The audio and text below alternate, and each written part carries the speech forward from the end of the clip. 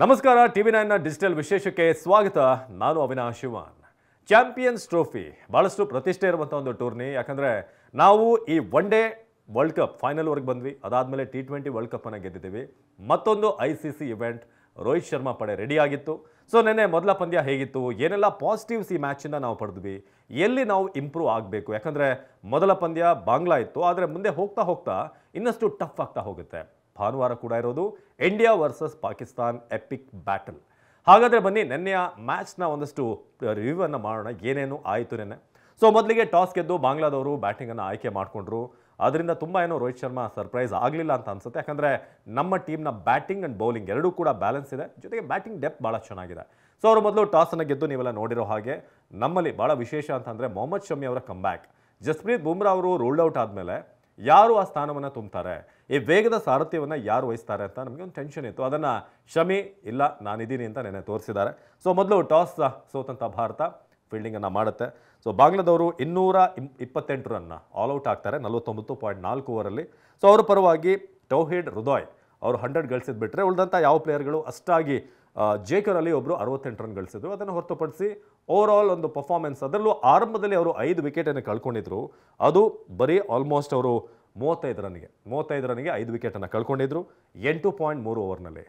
ಆಗ ಎಲ್ಲರೂ ಕೂಡ ಅಂದ್ಕೊಂಡಿದ್ದು ಬಹುತೇಕ ಇವರು 100-150 ಮೇ ಬಿ 100 ರನ್ ಗಳಿಸೋದು ಕೂಡ ಕಷ್ಟ ಆಗುತ್ತೆ ಅಂತ. ಆದರೆ ಅಕ್ಷರ್ ಪಟೇಲ್ ಅವರ ಆ ಒಂದು ಹ್ಯಾಟ್ರಿಕ್ ಚಾನ್ಸ್ ಇತ್ತಲ್ಲ, ಅದು ಮಾತ್ರ ತುಂಬ ಡಿಸಪಾಯಿಂಟ್ ಆಯಿತು. ಯಾಕಂದರೆ 2 ವಿಕೆಟನ್ನು ಪಡೆದ್ರು. 3ನೇ ವಿಕೆಟ್ ಒಂದು ಈಸಿ ಕ್ಯಾಚ್ ರೋಹಿತ್ ಶರ್ಮಾಗೆ ಸ್ಲಿಪ್ಪಿಗೆ ಬಂತು, ಅವರು ಕೈ ಚೆಲ್ಲಿದ್ರು. Maybe Rohit Sharma captain ಆಗಿರುವಂಥ ಒಂದೇ ಕಾರಣಕ್ಕೆ ಅಕ್ಷರ್ ಪಟೇಲ್ ಕೂಡ ಸುಮ್ಮನೆ ಇದ್ರು ಅಂತ ಕಾಣಿಸುತ್ತೆ. ಬೇರೆ ಯಾರೇ ಆಗಿದ್ರು ಕೂಡ ಬೆಂಕಿ ಉಗುಳ್ತಾ ಇದ್ರು Akshar Patel. But as A captain ಏನೂ ಮಾಡೋಕ್ಕಾಗಲ್ಲ, ಅವ್ರಿಗೇನು ಬೈಯೋಕ್ಕಾಗಲ್ವಲ್ಲ.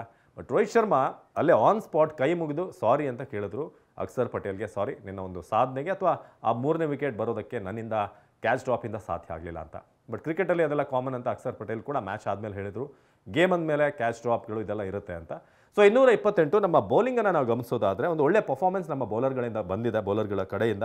ಭಾಳ ಮುಖ್ಯವಾಗಿ ಹರ್ಷಿತ್ ರಾಣಾ ನಿನ್ನೆ 3 ವಿಕೆಟ್ ಪಡೆದಿರೋದು. ಯಾಕಂದರೆ ಅವರ ಎಲ್ಲ ಡೆಬ್ಯೂಲ್ಲೂ ಕೂಡ ICC event debut, test debut, ODI debut ಎದರಲ್ಲೂ ಕೂಡ ಅವರು 3 ವಿಕೆಟನ್ನು ಪಡಿತಾನೆ ಬಂದಿದ್ದಾರೆ. ಹಾಗೆ ಶಮಿ 5 ವಿಕೆಟ್ ಪಡೆದಿರೋದು 53 ರನ್ ಕೊಟ್ಟು.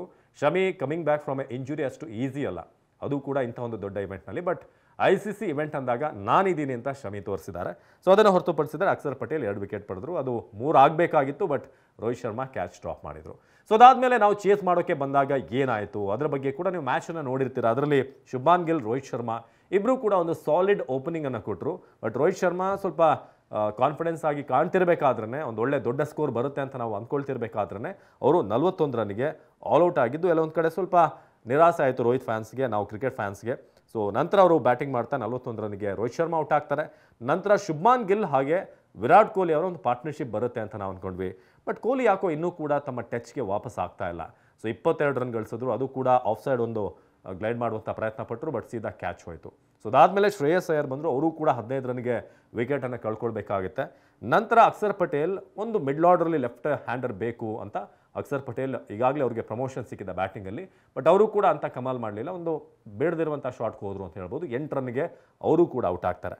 ಆಗ ಸ್ವಲ್ಪ ಟೆನ್ಷನ್ ಬಿಲ್ಡ್ ಆಗುತ್ತೆ. ಯಾಕೋ ಈಸಿ ಇರುವಂಥ ಒಂದು ಲೋ ಸ್ಕೋರನ್ನು ಭಾರತ ಗೊಂದಲ ಮಾಡ್ಕೊಳ್ತಾ ಇದೆಯಾ, ಇನ್ನೇನಾದರೂ 2 ವಿಕೆಟ್ ಬಿದ್ದರೆ ಏನು ಕತೆ ಅಂತ ಎಲ್ರಿಗೂ ನಿಮ್ಮೆಲ್ಲರಿಗೂ ಕೂಡ ಅನಿಸಿರುತ್ತೆ. ಬಟ್ ಆಗ ನಾನಿದ್ದೀನಿ, ಟೆನ್ಷನ್ ಮಾಡ್ಕೋಬೇಡಿ ಅಂತ ನಮ್ಮ ಕನ್ನಡಿಗ KL ರಾಹುಲ್ ಬಂದರು. ಸೊ ರಾಹುಲ್ ಬಂದ ಮೇಲೆ ಆ ಒಂದು ಪಾರ್ಟ್ನರ್ಶಿಪ್ ಹೇಗೆ ಸ್ಲೋಲಿ ಬಿಲ್ಡ್ ಆಯಿತು. ಹೌದು, ಆರಂಭದಲ್ಲಿ ಅವ್ರಿಗೊಂದು ಜೀವದಾನ ಸಿಗುತ್ತೆ, ಈ ಬೇಕರಲ್ಲಿ ಒಂದು ಕ್ಯಾಚನ್ನು ಬಿಡ್ತಾರೆ. ಅದಾದಮೇಲೆ ಎಲ್ಲೂ ಕೂಡ KL ರಾಹುಲ್ ಎಡಬೋದಿಲ್ಲ, ನೀಟಾಗಿ ಆಡ್ತಾ ಹೋಗ್ತಾರೆ. ಒಂದು ಕಡೆ ಇನ್ನೊಂದು ಭಾಳ ಮಜಾ ಅಂತಂದರೆ, ಒಂದು ವೇಳೆ ಹಾರ್ದಿಕ್ ಪಾಂಡ್ಯ ಏನಾದರೂ ಬಂದಿದ್ದರೆ ಶುಭ್ಮಾನ್ ಗಿಲ್ಗೆ ಸೆಂಚುರಿಗೆ ಅವ್ರು ಚಾನ್ಸ್ ಕೊಡ್ತಾನೆ ಇರಲಿಲ್ಲ. ಯಾಕಂದರೆ ಇವರೇ ಹೊಡೆದಾಕಿರೋರು. ಯಾಕಂದರೆ ಹಲವಾರು ಸೆಂಚುರಿಗಳನ್ನು ಇದೇ ಹಾರ್ದಿಕ್ ಪಾಂಡ್ಯ ಹಾಳು ಮಾಡಿದ್ದಾರೆ. ಬಟ್ ಶುಭ್ಮಾನ್ ಗಿಲ್ ಅವರ ಅದೃಷ್ಟ ಚೆನ್ನಾಗಿತ್ತು, KL ರಾಹುಲ್ ಇದ್ದಿದ್ದರಿಂದ ಶುಭ್ಮಾನ್ ಗಿಲ್ಗೆ ಸೆಂಚುರಿ ಗಳಿಸುವಂಥ ಒಂದು ಅವಕಾಶ ಸಿಕ್ತು. ಸೊ ಓವರ್ ಆಲ್ ನೆನ್ನೆಯ ಮ್ಯಾಚ್ ಶುಭ್ಮಾನ್ ಗಿಲ್ ಮತ್ತೊಂದು ಸೆಂಚುರಿ, ODI ನಂಬರ್ 1 ರ್ಯಾಂಕಿಂಗ್ ವಿಶ್ವದಲ್ಲಿ ಶುಭ್ಮಾನ್ ಗಿಲ್ ಈಗ ಬಾಬರ್ ಅಜಮ್ ಅವ್ರನ್ನ ಹಿಂದಿಕ್ಕೆ ಈಗ ಟಾಪ್ 1ಗೆ ಬಂದಿದ್ದಾರೆ. ನಾನು ಯಾಕೆ ವರ್ಲ್ಡ್ ನಂಬರ್ 1 ಏಕದಿನ ಒಂದು ರ್ಯಾಂಕಿಂಗ್ನಲ್ಲಿ ಅಂತ ಮತ್ತೆ ಪ್ರೂವ್ ಮಾಡಿ ತೋರಿಸಿದರು ಶುಭ್ಮಾನ್ ಗಿಲ್. ಇನ್ನು KL ರಾಹುಲ್ ಗಳಿಸಿದಂಥ ಕೊನೆಯ ಎಸೆತದ ಒಂದು 6 ಏನಿದೆ ವಿನ್ನಿಂಗ್ ಶಾಟ್, ಇದು ನನಗೇನು ನೆನಪಾಯಿತು ಅಂತಂದರೆ ನಮ್ಮೆಲ್ಲರಿಗೂ ಕೂಡ ಈ ODI 2023 ವರ್ಲ್ಡ್ ಕಪ್ನ ಫಸ್ಟ್ ಮ್ಯಾಚ್ನಲ್ಲೂ ಕೂಡ ಒಂದು 6 ಮೂಲಕ KL ರಾಹುಲ್ ಪಂದ್ಯವನ್ನು ಗೆಲ್ಲಿಸಿದ್ರು. ಇದು ಕೂಡ ಒಂದು 6ಇಂದನೇ ಆರಂಭ ಆಗಿದೆ. ಹಾಗಾಗಿ ಇದರಲ್ಲೂ ನಾವು ಫೈನಲ್ ಹೋಗ್ತೀವಿ ಅನ್ನೋ ವಿಶ್ವಾಸ ಇದೆ, ಕಪ್ಪನ್ನು ಕೂಡ ಗೆಲ್ತೀವಿ ಅಂತ ಒಂದು ಒಳ್ಳೆ ಬ್ಯಾಲೆನ್ಸ್ ಟೀಮ್ ಇದೆ ನಮ್ಮ ಹತ್ರ. ಜೊತೆಗೆ ನೆನ್ನೆಯ ಪಂದ್ಯ ಬಾಂಗ್ಲಾ ಯಾವತ್ತೂ ಕೂಡ ಒಂದು ಸರ್ಪ್ರೈಸ್ ಕೊಡಬಲ್ಲಂಥ ಒಂದು ಟೀಮ್. ಸೊ ಅವ್ರನ್ನ ಭಾಳ ಲೈಟಾಗಿ ತಗೊಳ್ಳೋಕ್ಕೆ ಸಾಧ್ಯನೇ ಇಲ್ಲ. ಹಲವಾರು ಮೇಯ್ನ್ ಮ್ಯಾಚ್ಗಳಲ್ಲಿ ನಮ್ಮನ್ನು ಅವರು ಸೋಲಿಸಿದ್ದಿದೆ. ಸೊ ಆ ಕಾರಣಕ್ಕೆ ಮೊದಲ ಪಂದ್ಯವನ್ನು ನಾವು ಗೆದ್ದಿರೋದು ಒಂದು ಕಾನ್ಫಿಡೆನ್ಸ್ ಬೂಸ್ಟ್ ಆಗುತ್ತೆ. ಜೊತೆಗೆ ಭಾನುವಾರದ ಬಿಗ್ ಬ್ಯಾಟಲ್, ಭಾನುವಾರ ಮಧ್ಯಾಹ್ನ ಇಂಡಿಯಾ ವರ್ಸಸ್ ಪಾಕಿಸ್ತಾನ್. ನಾವು ಆಲ್ರೆಡಿ ಈಗ ಒಂದು ಮ್ಯಾಚ್ ಗೆದ್ದಿದ್ದೀವಿ. ಪಾಕಿಸ್ತಾನ ಹೀನಾಯವಾಗಿ ಸೋತಿದೆ ಫಸ್ಟ್ ಮ್ಯಾಚ್ ನ್ಯೂಜಿಲೆಂಡ್ ಮೇಲೆ. ಹಾಗಾಗಿ ನಮ್ಮ ಆತ್ಮವಿಶ್ವಾಸ ಪಾಕಿಸ್ತಾನ ಮೇಲೆ ಯಾವತ್ತೂ ಕೂಡ ನಮ್ಮ ಆತ್ಮವಿಶ್ವಾಸ ಹೈ ಆಗಿರುತ್ತೆ. ಬಟ್ ಈ ಪಾಕಿಸ್ತಾನದವರು ಕೂಡ ಡೇಂಜರ್. ಯಾವಾಗ ಯಾವ ಮ್ಯಾಚಲ್ಲಿ ನಮ್ಮನ್ನು ಸೋಲಿಸ್ತಾರೆ ಅಂತ ಹೇಳೋಕ್ಕಾಗಲ್ಲ. ನಿಮಗೆ ನೆನಪಿರ್ಬೋದು, ರಿಜ್ವಾನ್ ಮತ್ತು ಬಾಬರ್ ನೋ ಲಾಸ್ ಒಂದು ಮ್ಯಾಚಲ್ಲಿ ಹೊಡೆದು ನಮ್ಮನ್ನು ಭಾಳ ಟೆನ್ಷನ್ ಡಿಪ್ರೆಷನ್ನೇ ಕಳಿಸಿದ್ರು ಅವರು. ಸೊ ಹಾಗಾಗಿ ಈ ಮ್ಯಾಚ್ ಹೇಗಿರುತ್ತೆ, ಮುಂದಿನ ಭಾನುವಾರದ ಮ್ಯಾಚ್ ನಮ್ಮ TV9ನ ಒಂದು ಲೈವ್ನಲ್ಲೂ ಕೂಡ ನಾವು ಡಿಬೇಟ್ ಮಾಡ್ತೀವಿ. ಅದರಲ್ಲೂ ಕೂಡ ಸ್ಪೆಷಲ್ ಪ್ರೋಗ್ರಾಮ್ಸ್ ಪ್ಲ್ಯಾನ್ ಮಾಡಿದ್ದೀವಿ. ಸೊ ಅದರ ಬಗ್ಗೆ ಕೂಡ ಮುಂದಿನ ವೀಡಿಯೋದಲ್ಲಿ ಒಂದಷ್ಟು ಅನಾಲಿಸಿಸ್ ಕೊಡ್ತೀವಿ. ಹೇಗೆ ಚಾಂಪಿಯನ್ಸ್ ಟ್ರೋಫಿಲಿ ಭಾರತ ಮತ್ತು ಪಾಕಿಸ್ತಾನದ ದಾಖಲೆ ಇದೆ, ಹೇಗಿರುತ್ತೆ ಭಾನುವಾರದ ಮ್ಯಾಚ್ ಅಂತ ನೆಕ್ಸ್ಟ್ ವೀಡಿಯೋದಲ್ಲಿ ನಿಮಗೆ ತಿಳಿಸ್ತೀನಿ. ನಿರಂತರ ಸುದ್ದಿಗಾಗಿ ನೋಡ್ತಾ ಇರಿ TV9.